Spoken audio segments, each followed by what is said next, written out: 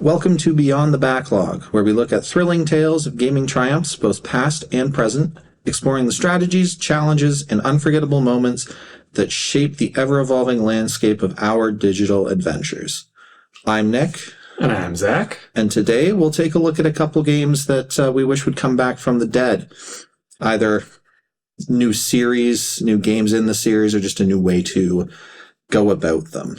Yeah, so when you were looking at it, how long dormant did you say a series should be before it's considered kind of gone? So other than the one specific instance that I have of the three where they went a completely different direction, and I kind of want the older version back, you're looking about 15 years, Yeah. I think is my limit. Well, that's where I think I did two that have had some remasters in recent years, but overall new content slowed down a while ago and just hasn't, like they clearly were products of their time, and I think it would be fun to kind of bring them back. And you hope that the remasters at least renew the interest to bring them back.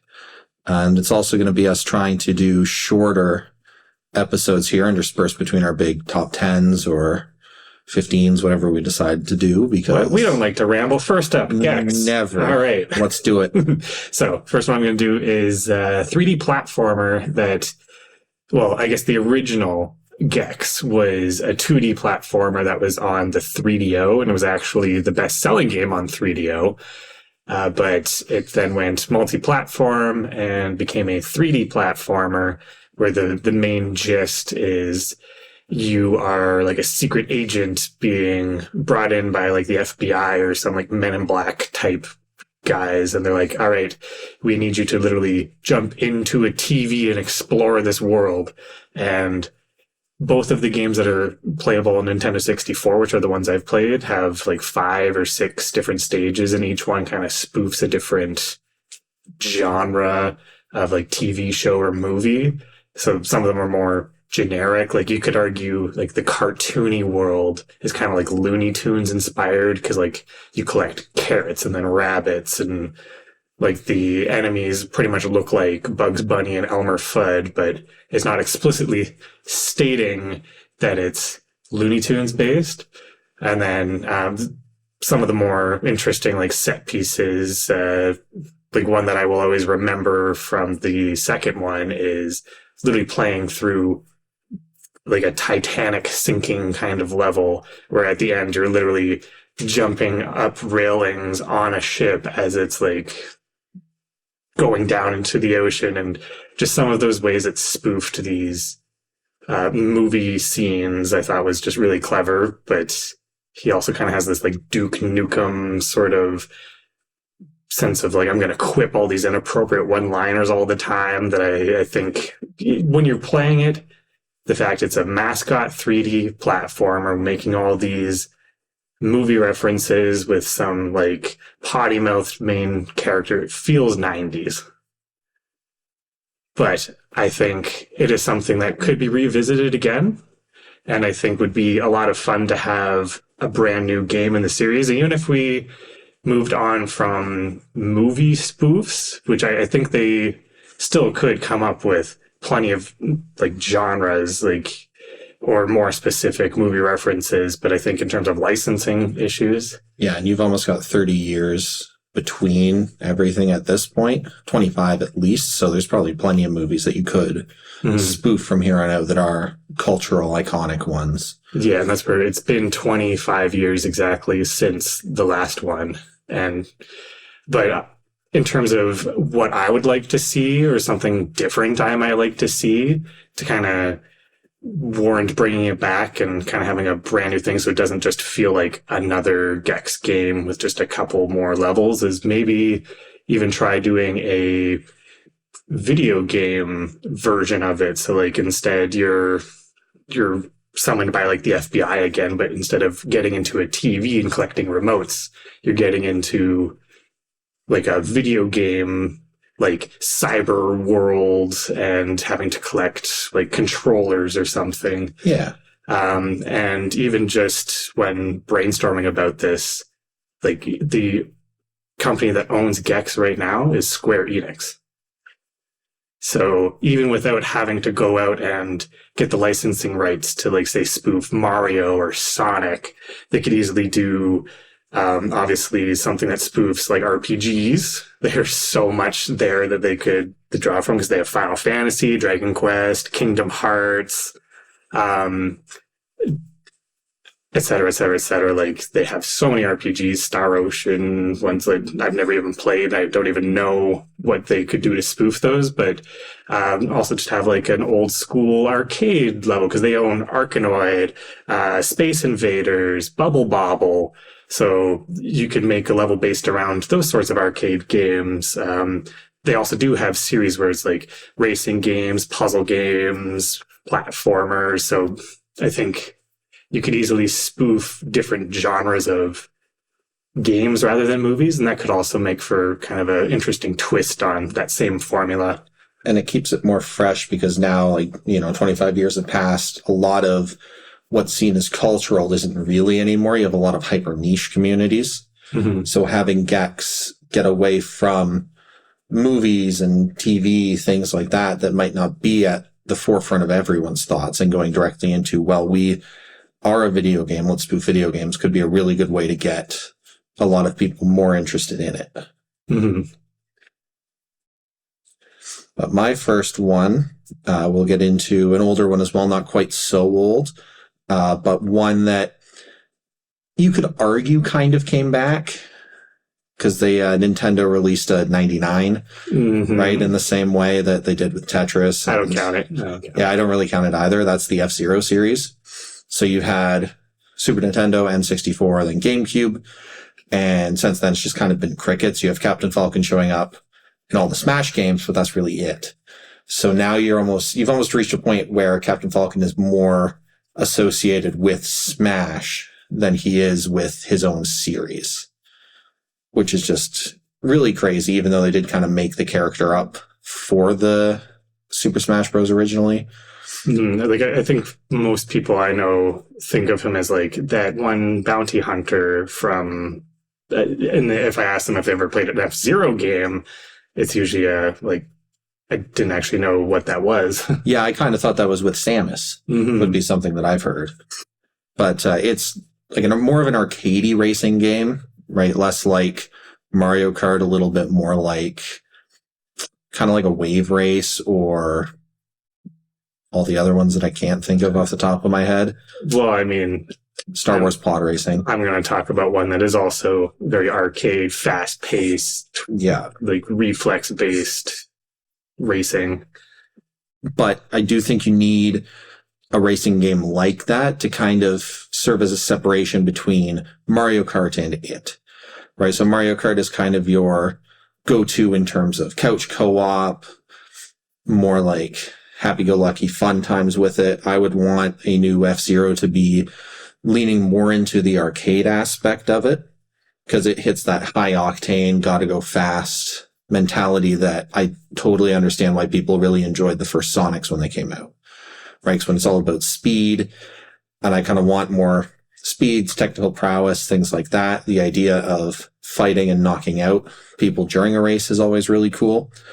But I would like them to go a little bit more, almost taking fighting game inspiration, mm-hmm. and doing an arcade mode where you can pick each of the racers that are in it, and then they have little stories with it. They don't have to be the best stories, but having it set as rivals that will always be the ones that are right next to you in a match that maybe ends between a final showdown and you have to beat them or knock them out. I think that would just be a cool way to bring it back, keep it as a racing game, and not have it be as, why would I play this when I could just play Mario Kart? Yeah, like you're saying, like have 20, 30 characters, each one with their own like main campaign. Yeah, exactly. Like it could even just be like a 3 or 4 stage mini campaign where they go through and you have a kind of a overarching story where like the whole point of F-Zero is you're trying to win the Grand Prix, right? And you do that, and then you have little stories like, oh yeah, this person won and finally got to complete whatever story this is. Because they have a remarkable amount of like little tiny lore drops, mm-hmm. and it would just be a really cool idea to make use of a lot of it more. Does me saying, like in Super Smash Bros., like adventure mode, kind of sound like what you're imagining here? A little bit. I'm more looking at big one that I would see is something like Mortal Kombat. Right, so Mortal Kombat, you have a classic mode or a story mode with each individual fighter, and then they all have their own little mini stories that go into the overarching whatever main characters are decided for that particular Mortal Kombat game, or something like Tekken, where you're going through a big overarching story. Adventure mode, more like a classic mode, if the classic mode was pitted more towards each character, which was in some of the older ones, right? Yeah, where it's not just the same races in the same order, just with a different character, like it's actually tailored to... Exactly, yeah. You're tailoring it to each individual person, which just increases replayability, increases, well, now I've got to try, like, you try to do speedrunning or you try to do high scores based off of it. That just leads a lot more into it. Right, you go into a little bit more like GoldenEye or Perfect Dark with their individual levels, trying to get new records on all that. I think there's just a way to do it that would really enrapture and gather a lot more people into the series. And it would be a way to maybe have an F-Zero game with more than just like 20 bass tracks. Like, yeah, because like we were playing through the GameCube one, and that's really just 5 tracks per, and then there's 3 cups. Yeah, and then a 4th cup that you unlock. Yeah. And I think having not the same 5 tracks in the same order every time, kind of mixing it up, it does make it feel a little more modern, like you're progressing through a game, not just playing cups from a menu. Yeah, it makes it feel a little bit more more organic. Where you're going into, okay, well, this is, Jodie Summers' story. It starts here, ends here, but Captain Falcons. Summers. Yeah, but Captain Falcons goes somewhere else, and Samurai Goros goes somewhere else, right? And then you can have little pods of characters that kind of interact with each other, as opposed to, everyone's just in the race. Yeah, that'd be cool. All right, I'm actually going to talk about my high-speed, high-octane racing game series I'd like to see come back, and that would be Burnout. So I think there was Burnout 1, 2, and 3 was kind of like the original trilogy, and each one at first, like the main core mechanic that Burnout has is like this crash mode where it's like when you collide into something, it'll do like a slow-mo view of your car like toppling over and wiping out other people around you. And that was like the core appeal of that racing game over some of the others that were trying to do like that high speed at the time. And like, I feel like watching Need for Speed on GameCube versus Burnout on GameCube, like those ones have so much in common that it wasn't until like the second and third Burnouts where they introduced like takedowns, and then like this whole Burnout meter where by weaving really close to other cars or getting airtime or drifting properly, you build up a meter that allows you to drive faster. And so it's that you're using skill-based like gameplay to go faster, but because you're going faster, you need better reflexes to like keep that momentum going. And so I feel like it's just one of those where it's like crazy arcade fun. I want to say the first like 3 games only had a few stages each, but they were just a lot of fun. And then there was one on PS3 and PSP that I've never played. And then the last main series one to be released after that was Burnout Paradise, where they went full on open world. And there's been quite a few racing games that have done the open world since then. Like the Forza Horizon series is pretty much Burnout Paradise. And Need for Speed did that. Need for Speed Most Wanted did a full open world. And I absolutely love Burnout Paradise. And I think it was a great prototype for that genre. There's definitely just like trying to replay it now, like when we were just trying to record footage for it. It's so fast to just jump right back in and be like, oh, I just want to blaze around at the speed of sound in this little city and explore everything it has to offer.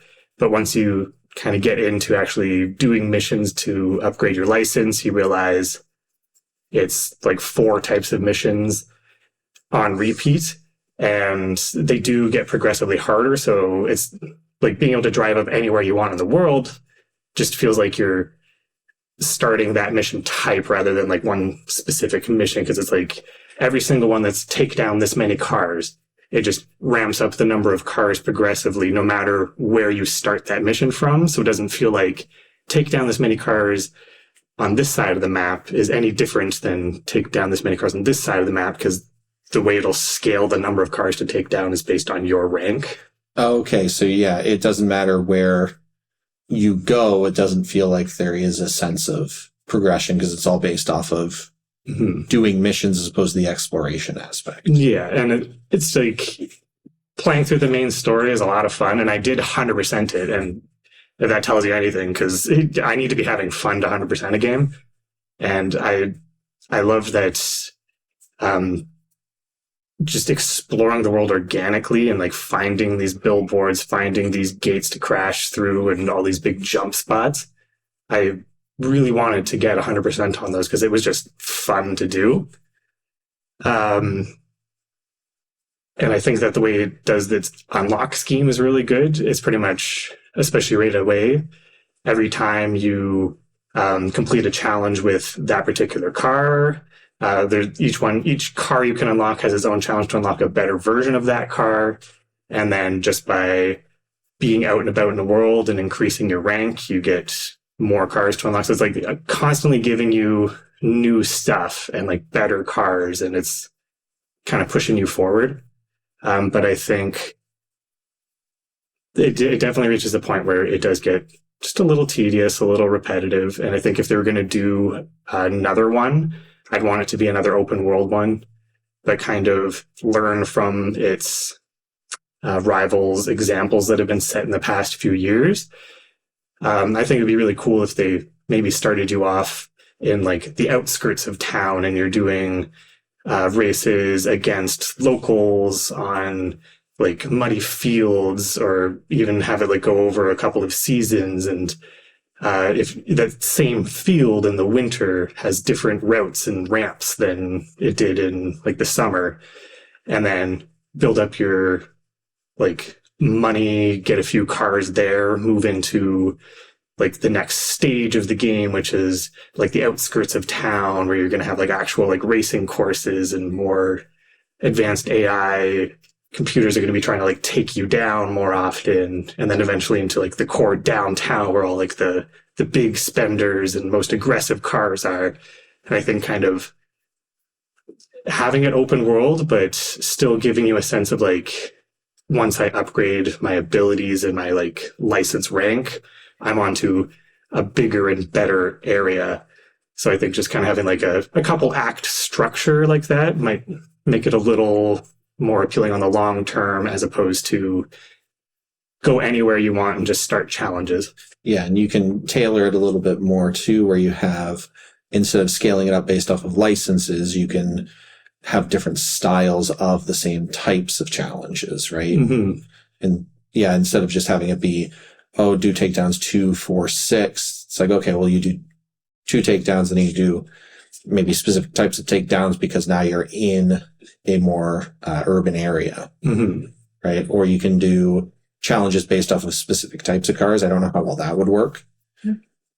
Or even if they introduce like different vehicle types or something. Yeah, that's what I was kind of thinking. And then you have those with specific challenges. Then it makes you, if you want to do everything, it kind of forces you to find cool cars in every different type. Mm-hmm. And like always having that ability to go back to like those starting areas with your big fancy new cars and challenge for better times and like gold medal times or whatever they want to do. But then trying to figure out which one's the fastest route, if it's the spring, if it's the summer, if it's the winter, if it's the fall. Like that could be a really cool way too to explore and figure out what you can do with the stages. But no, that's mostly me just speculating on what I'd like to see from an open world racing game in 2024. Yeah.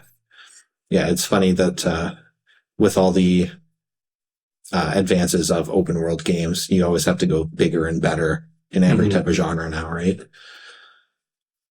But my next one is going to be going to a classic that I've been playing the original one recently, and I have my issues with it, but then I go, I really want to play this again, but better. And that's going to be the Pokemon Stadium series. And I know you can make the argument for Coliseum and XE and like all of the auxiliary Revolution. Yeah, all of the auxiliary Pokemon games, but I'm looking specifically for that. All the auxiliary Pokemon games. Pokemon Channel is a stadium game, god damn it. Hey You Pikachu also. But looking into ones like that, my crux of my argument is people love Pokemon Showdown, right? You make your own party, you set up your own abilities and your own IVs and everything like that. You get your held items and then you fight other people. Why hasn't Nintendo made that game? It's just full stop. That's the crux of my argument. Mm-hmm. Like, I'm assuming you want some of the other like stadium parts to it as opposed to just. Yeah, I like the mini games because I liked the idea of the mini games. Maybe change up away from the late 90s style of mini games, which was all very like button mashing or spinning, have a little bit more to it.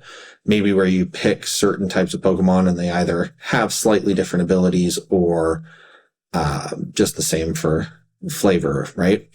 But my main one that I would want to have is going through and making like a Mario Maker kind of thing with the Elite Four, with the gym leaders, where you get to choose your own trainers, either the 8 and then the Elite Four, just the Elite Four, set up your own Pokemon and typing and everything like that, and then posting it on like the web area and having codes that people can use to challenge your Elite Four, just to see how that would go. Yeah, I could see that being like, as I said, like an Elite Four type thing. Yeah, because then you're turning it more into a strategy game, which is kind of how I was taking the first Pokemon Stadium when I was going through it. Because it feels really good to pick your 6 and then go up against everything with the same 6 Pokemon and going, okay, well, how can I get out of this? But you added on to Gen 9 mechanics on top of that. And I think there's just enough going on with that to have huge variety, huge replayability. Seeing if you can go through with like, the Pokemon that you've always used and then beat someone who's like specifically curtailed their own Elite Four to destroy certain types of challenges, right? Mm-hmm. That's where I think my interest in Pokemon Stadium would lead me to maybe trying what you set aside for your Elite Four and like making a challenge for you. I don't know if I'd like continuously go up against other people's challenges online and like look for the best ones. Yeah, I think you definitely need to have a story in the same vein that Mario Maker and Mario Maker 2 had, where it was like, okay, well, you can do all this, and then you can make your own and fight against it yourself just to see. But I just think it would be a good idea to do that. I think the Elite Four stuff is secondary. I do think with how many people use Pokemon Showdown, I'm like, why hasn't Nintendo done that? I mean, would you want it to be as fast paced as like Pokemon Showdown, or would you want it to have like the full like 3D models doing animations for every single attack? I would want it fast. I don't care about the animations. Or at least make it an option, right? I think you can make it an option, but it would be hard to make it an option if one person has it on and one person has it off if you're fighting online. Because you would go, okay, well, I have it off and I'm still having to sit through everyone's like 10-second surf animation. And that's where I think the difference about trying to bring Pokemon Stadium back now is that the idea of 3D models of Pokemon in like this arena fighting each other is like just a part of everyday Pokemon now. Like when I'm playing through Scarlet and Violet, and it's like you just seamlessly transition into a battle and you can like see the other Pokemon still wandering around while you're battling. So that's where I think, as you said, having it be more of a just all out, build your team how you want, like have competitive online battles. I think that would be something that you could take that isn't really being done in the same way in like modern Pokemon games and make a spin-off like Yeah, because they did Arceus with more of the concept of just catching a bunch of Pokemon, right? You can pretty well get away with not really battling other than like the boss areas for Arceus, but they haven't really factored anything with just the fighting aspect, right? And like I'm taking some inspiration from Nuzlocke and things like that, where it is ultimately you find your random Pokemon and you try to make the best team and strategize more. So I think if they just leaned into the strategy aspect, then that would open up a new avenue for Pokemon to go into. This might be something that could be a different game entirely, but when you mentioned you want to talk about Pokemon Stadium, and I was brainstorming like ideas for future games, I was like, what about some sort of board game mode where you pick your type of trainer, like whether you want to be a biker or like a Pokemaniac or something like that. And a la Mario Party, there's a random game at the end. So it can make sense that because you're just a trainer, you can play all these mini games with different Pokemon at the control because you're the one like controlling, like using your skills as a trainer to tell that Zubat to fly around and like collect hearts, like in the one. Oh yeah. And then you're training towards that. Yeah, that'd be really cool. And so it's like the winner of like your board game is who does the best on all the mini games. Yeah. But also just reflects how you are as a quote unquote trainer in this game.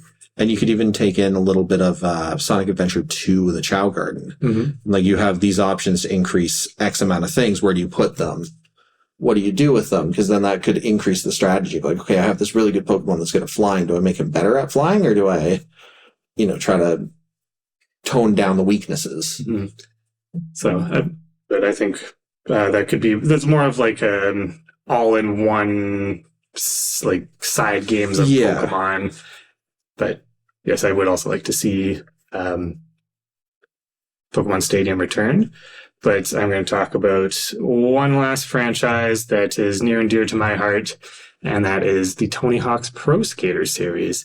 I think we can all agree that like Tony Hawk's Pro Skater 1 through 4, when they came out, cultural icons.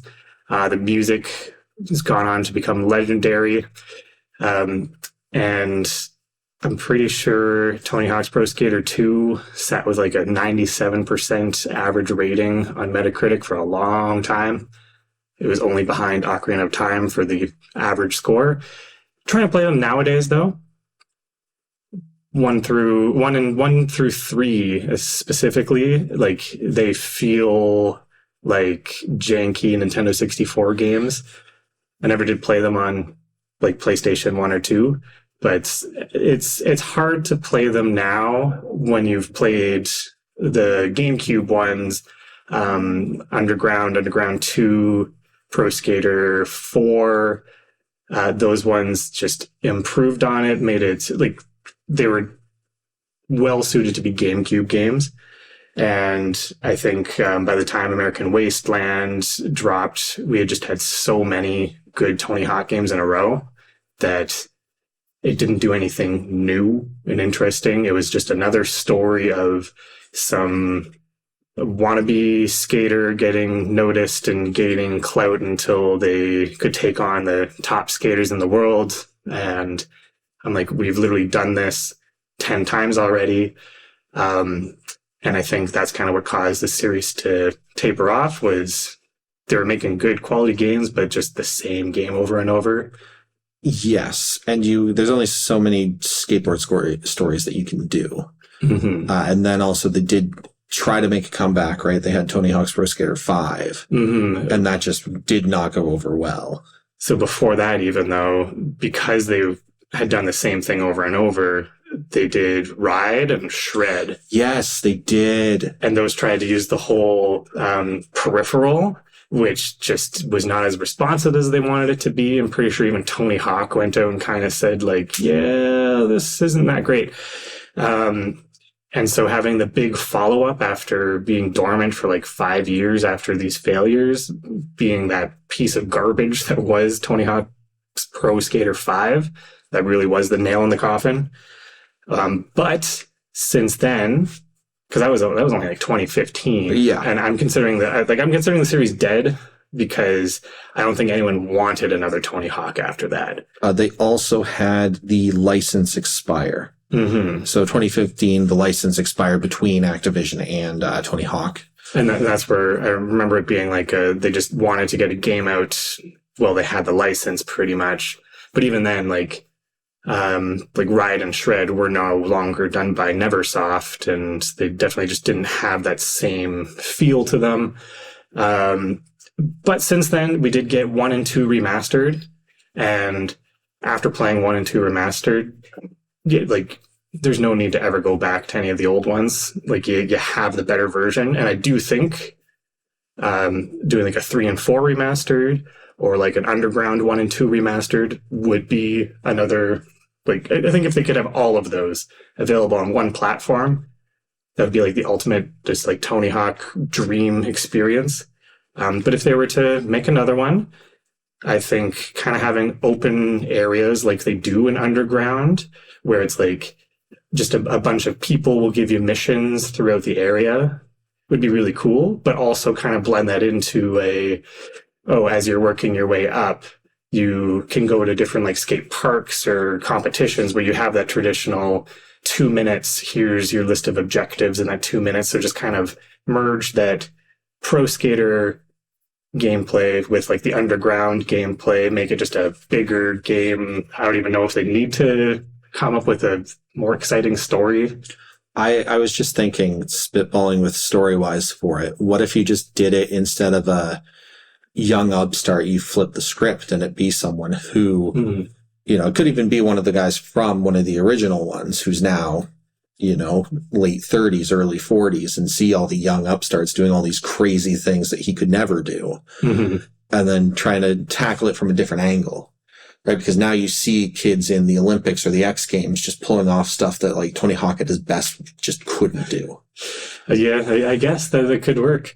Just have like, and I'm thinking about when we started Banjo because we nuts and bolts, and he starts off just like, oh, well, I've already saved the world. Yeah. And I just don't know how, as I said, I don't know how I would improve upon the story, make it so that it makes sense that you're visiting different cities and whatnot. One last ride. Yeah. Right. It's someone who's retired who comes back from retirement just to see if he can still hang. Mm-hmm. And have like lots of different objectives you can do in each city, but don't make it so that it's like 100% completion is required. Just have lots of fun objectives. And I think because that's what Tony Hawk is at its core, is just arcadey fun. And that's why it is such a product of the early 2000s, late 90s, is because you can't do games like that and expect them to sell millions of copies anymore. But it really was something fascinating because I've never been a skater kid. Mm-hmm. My brother was. He really, really likes the Tony Hawk games. But for me, I quite liked them, but never got into the environment of it all, right? Like into that kind of culture. But because of that, so many people knew who Tony Hawk was, knew the music, like you said, and being able to bring that back as a nostalgia hit, I think that's more of the way to do it. Then it's nice that they remastered 1 and 2, because those games, watching you play for recordings, janky as all get out. But I also feel like that Underground style, where, as I said, it is a bigger world, so instead of a time limit, there's just missions scattered throughout, but you do a certain number of missions, then you get like this big set piece, and your goal is to film the craziest stunts so that you get noticed and get pulled into bigger and bigger competitions. And I think trying to do some of those epic stunt type of moments, just with the technology that we have now for making games, would make for way bigger, more epic. Like, you can make a full level out of it as opposed to just a press like up and B while going over a helicopter. Yeah. And it's just like something about that GameCube style did feel a little campy. And I think that's where they could improve the presentation the most. Yeah. And you take more inspiration from other extreme sports kind of things, right? Like, take a look at what Steep did, and take a look at what... Just have it all sponsored by Red Bull. Yeah, exactly. Whatever the whatever the new energy drink is that sponsors them all. I don't know if it's still Monster or Red Bull or... I feel like there's so many of them nowadays. Like I don't even recognize half of them anymore, but Red Bull is always going to be my number one. Yeah. Talk to Logan Paul, get all the Prime drinks. Let's just make money there. But my last one, and this is the one that comes with the caveat of I want another game like they did. They have done something since, and it's a completely different style. But I just want a revisit of the world and have more of a ending of a trilogy as opposed to doing 2 games and then open world extra stuff. And that's the Knights of the Old Republic series. Which I have never even touched. Yeah, don't know anything about. They're very steeped in like D&D style in terms of combat. So you have a battle started, you have your movement, and then you attack, and upon attack, there's an invisible like D20 that's rolled to determine if you hit or miss based off of what your stats are versus their stats. And is it based on an actual Star Wars plot? So it is, the coolest part and my favorite part about it is it's based completely in the past, like thousands of years before the Skywalker story. But it's really cool because it leans more into the origins of the Sith species itself as opposed to dark side Jedis. Okay. But the stories are really cool. The first one was done by BioWare. The second one was done by Obsidian Entertainment, who went on to do like your Fallout New Vegas and your Pillars of Eternity and things like that. Like they're very well known as you want a good story that takes on a new IP or an old IP and give it a new, very good story. You tended to go to Obsidian. Mm-hmm. Not that BioWare is any slouch in that. Yeah, not that BioWare is any slouch, but after some of their last like Dragon Ages and things like that, they kind of took a little bit more of a hit. The games are great though, but it's the fact that you have a Star Wars story that doesn't just revolve around the Skywalker saga. And I really wish more things went into that. It's kind of like, and I'm going to be so far out of my depths because I don't really watch TV on it. But when you look at something like The Mandalorian versus like the Obi-Wan story or the Han Solo story, right? I'm looking for something that's more outside of that era of history to kind of build up the historical context of Star Wars as opposed to, oh, here's like what other people were doing whilst the Skywalker story was happening. Because it's interesting, but that just feels so done. Mm-hmm. And it's just, you have a completely new idea with it. It really took the concept of the Grey Jedi, and the Grey Jedi is essentially not quite Jedi, not quite Sith, like uses both. I think it's called like the True Force. I hope my cousin never listens to this because he's a huge Star Wars guy and would know all this more than I would. And then there's me sitting here and you're like, The Mandalorian. I'm like, yes, Baby Yoda. Yeah, right. I'm pretty well the same as that. I don't know a look about it, but stylistically, that's more what I'm thinking of. I think I've seen all like 9 main Star Wars movies and like Solo. But if you were to ask me specific details about any single one, yeah, I would get a lot of it confused.